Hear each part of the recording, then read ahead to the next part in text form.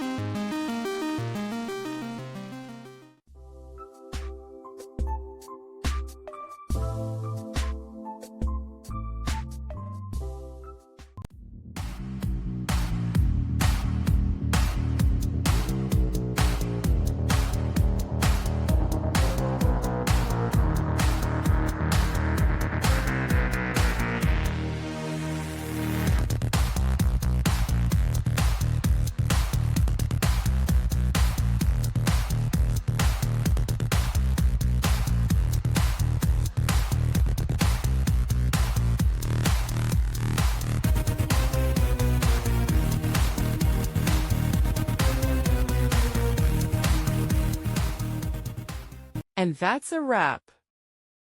I hope you found the answer you were looking for. If you did, take a second to hit that subscribe button. It really helps out.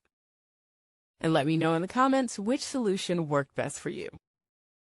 See you next time in the debug zone.